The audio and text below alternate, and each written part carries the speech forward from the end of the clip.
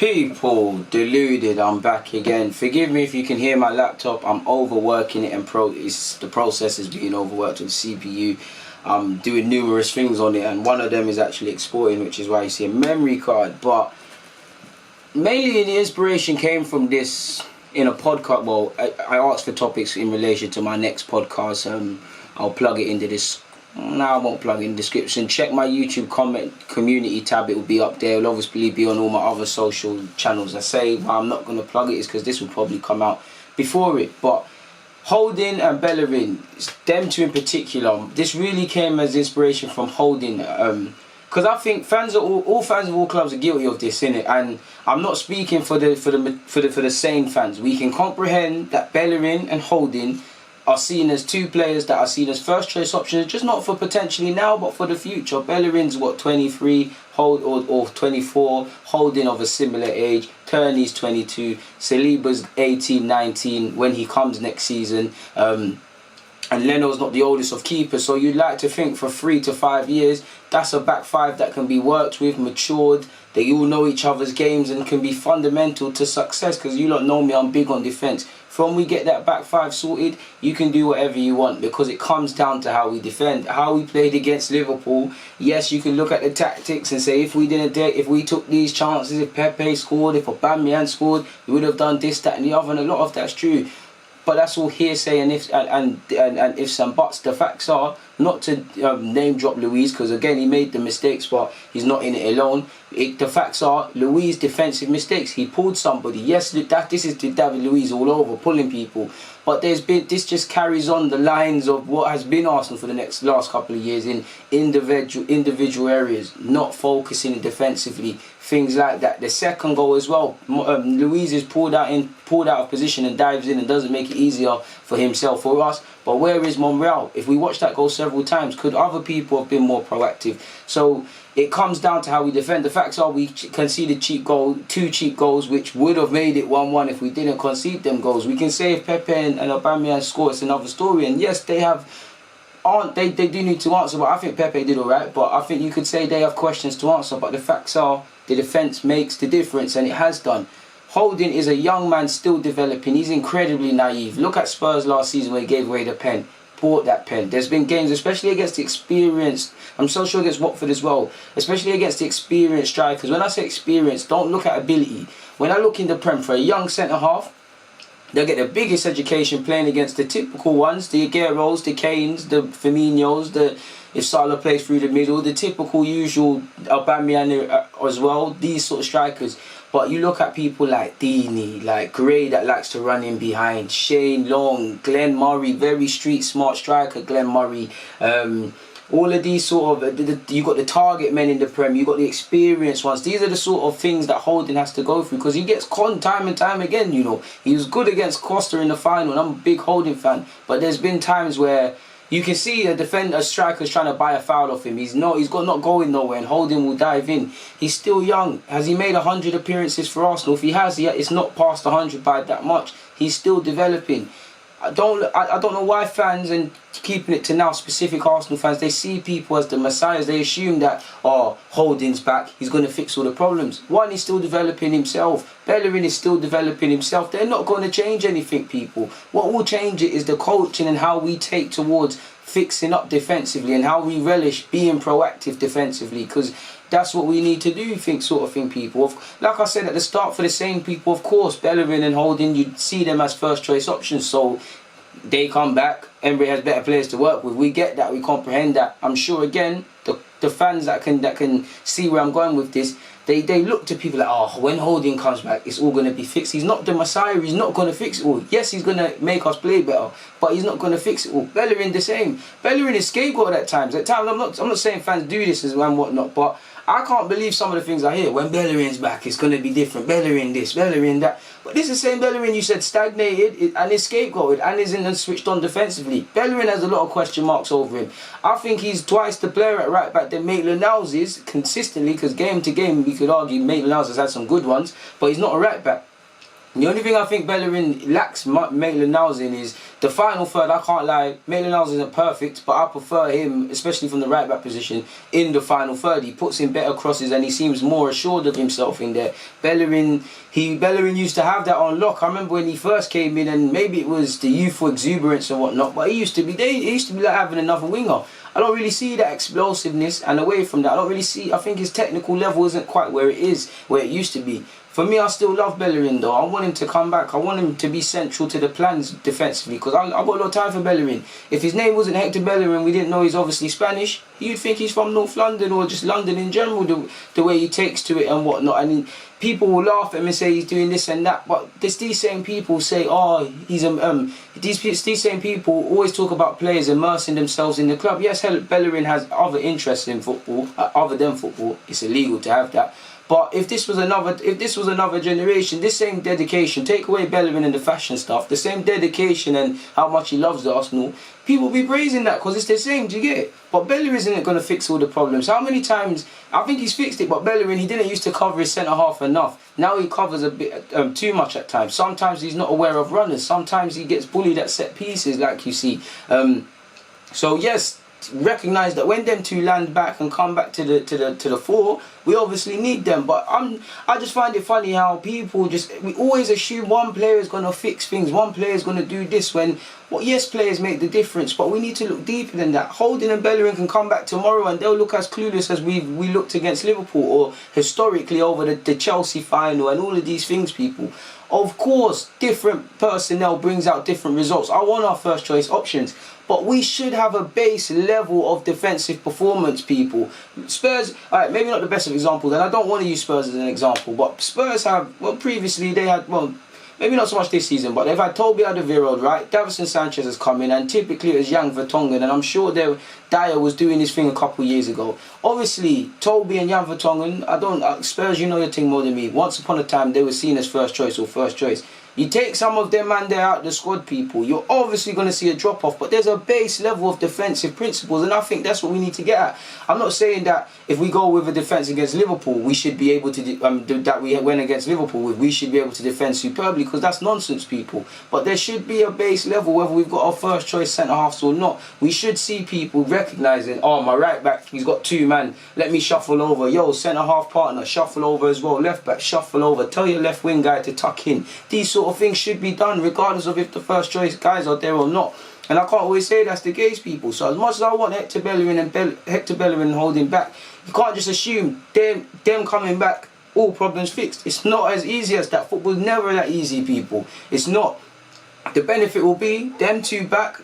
Tierney, obviously, I want Holding to be first choice, but David Luiz and Socrates could be. In terms of ball playing, it should be Holding on the left, Luiz on the right, but who knows. To get these guys back, make them understand their jobs and everyone else's job, then you bring the midfield into it and what they should be doing to back the defence. Then the strikers should be looking at how they can help the midfield. The keeper should be looking about how he can help the whole team, because of course the keeper's not to blame for other things, but he's the eyes and ears. Football is it's an organ. A football team is a car, people. You can't drive a car if your clutch is mashed up. You can't drive a car if the brake, well you can, but the brakes ain't working. It's not going to have optimal performance. If your steering wheel's out of gear, out of turn, or whatever they call it, it's not going to have the same thing. If your engine's not looked after, yeah, you might drive the car, but the performance aren't the same.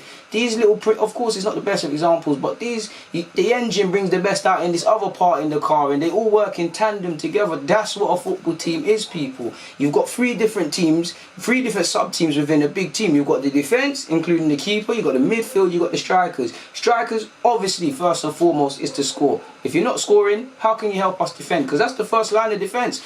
Just by pressing and putting people out of positions, you could stop a ball playing centre half from pinging a lovely diag into space and setting them on the counter. People need to recognise this, and as I've focused on the defence in this vid, but it's about the whole team. We praise Liverpool and City as much as we can for just being a neutral and how good they are at times. But look at the sheer numbers of running that their man get through. Look how hard they take to defend it. Look at Bernardo Silva. He could rest on his laurels. He's there sprinting backwards centre halves more times, winning corners and things, because they recognise this thing. I'm not saying Arsenal players don't, but there's a lot we need to do before it's as simple as Holding comes back, problems fixed. Bellerin, again, I can't believe my eyes, because people I got man them that always blame Bellerin people. I got fickle friends that have that support team. They always blaming Bellerin. I said, hang on, this same again. We know he's our first choice fullback, right? But you're banging on about him being this and not good enough and this. But now you're saying he comes back, all problems fixed sort of vibe. Again, I'm speaking for the small minority. All of us can consider, whether you rate Holding or Bellerin particularly enough, them two come back. We've got better defensive options. Specifically, Emre's got better defensive options to move forward with. But it's not even just them two. I even saw this with Xhaka last season. I know it's mad, innit, people?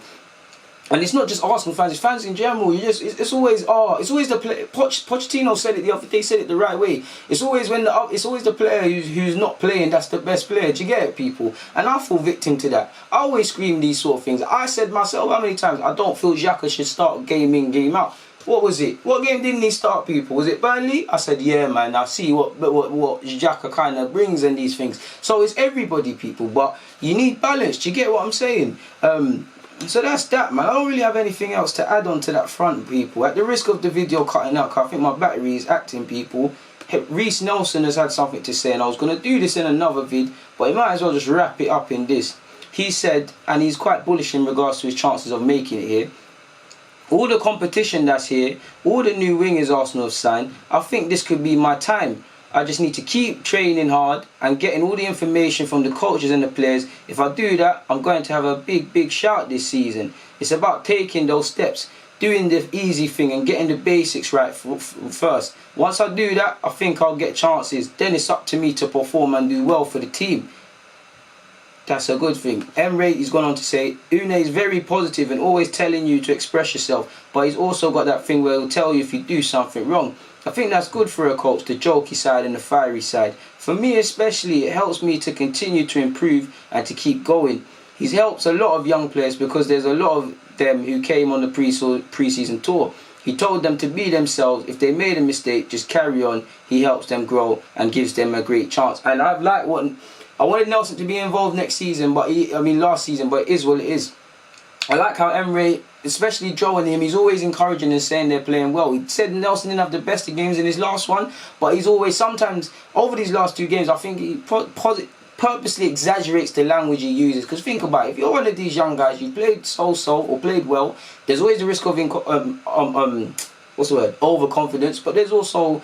If my manager said that about me in public, your chest is gonna be high. Joe Willock is gonna believe that. Like he should believe. He's like, I'm better technically than you, Ozil. I should be in Xhaka's place. Why ain't I captain? If I'm not captain, even at his young age, he should believe like this. If I'm not captain, why ain't I in the pivot? Sabalas ain't better than me. I should be in the 10. This is what you should believe, people. If you're Joe Willock, again, people might not believe, but Joe Willock has to believe he has to believe he's as good as their man there. Same as Nelson, which I'm loving to hear this. You've got to believe you're up there with Pepe. You've got to believe you make a difference. You've got to believe you should be, if you work hard, one of the first names on the team sheet. First and foremost, you need confidence and belief. I've seen many people in my personal life, academy level, you give them a football, can do it all. They're crap footballers. Do you know why they're crap people? Because the confidence isn't there and they're not able to shine. I've seen players who actually are crap footballers technically, but they've got a bit of bravado and it's taking them to a point. Obviously, it takes you as far as your technical ability, but you get the point. I love to see this from Nelson. Right now, we can all admit he's a rotation option. He's started the last 2 Premier League games, excluding the Liverpool one. Lovely to see he's a rotation option. I'm happy with retaining him and Pepe. He's a young player. He's going to frustrate. He's going to go for inconsistencies, but he's like a new signing for me. Whatever people say, Nelson is a better option than some of the things we did last season with Ozil and Mickey tearing out wide. I think Nelson's better than Iwobi. I think Iwobi's ahead of him now because he's got the sharpness. That might be a reason as to why Iwobi went. And you lot know I'm a big fan of Iwobi. But I like Nelson. I'm not here to get caught up in the Jadon Sancho and the Callum Hudson-Odois and saying Nelson can be a world-class player in this. I just know a good player when I see one, and I think Nelson can be a good player for Arsenal Football Club in the Premier League in the short, medium and long term if he keeps working hard. And he's a good wide option for us. He's exciting for me. I'm happy to have him and Pepe in the side. 2 players that give Emre positive options, people. You've seen Pepe already. Pepe's irrelevant to this, but Pepe's on taking on his his fullbacks. Nelson's changed up his play to a degree. I think he could do that a bit more. But I like how he comes inside. I like how Nelson starts the counters and whatnot. He needs to improve his end product and his consistency and how he goes in games and whatnot. But I'm happy for Reece Nelson, and it's lovely to see that he believes in himself and he knows that if I'm patient, it will come. And one thing I like about Nelson, if it cuts out, apologies people, Nelson has gone through the academy being one of the standout players. Everybody, I'm not saying everybody telling him, but with the YouTube and Twitter and all these things, everybody telling him he's good. He has remained very grounded, people. I've seen it in how he plays, how especially when he first came into the team, playing at fullback and things. He didn't once, at least from a fan perspective, push up his nose or whatever. He's always tracking back and things like that. And he's still coming with that. And he's still knowing that I'm patient. He's still recognising, yo, there's some serious players here I've got to develop. I think he could be a good player. If you was to ask him, I'm sure he prefers to play on the left. I think he can be a good player on the left and the right for us. I think people underestimate his ability to play in that, let's call it the Aaron Ramsey role, the Ceballos role, the Joe Willock role. You don't know where I'm getting at with that. I'm happy to hear him very bullish about his chances, people. Really, man, really. Like I said, he's going to go through inconsistent moments, but I think Nelson can be a decent player for us. So I'm confident to see him grow, confident to see Saka get some chances this season. Hopefully, let's take our time with Saka, but he's serious, people. We can have Nelson and Saka coming through our academy. We're laughing. The Nelsons, the Sakas, Martinelli's, obviously we bought him. Emil Smith-Rowe, we might go on loan and then come back next season. Willock's come in. I badly want Tyrese John-Jones to make it in some capacity. We've got some good players, and if some can make it here, then great. If others can be sold on for profit and we can do other things, even greater, people. But on that note, I'm sure you've had enough of me talking at 100 miles per hour, so let's get out of here. People, thank you for watching and rocking. It's appreciated. DG, I'm out. Like, comment, and subscribe.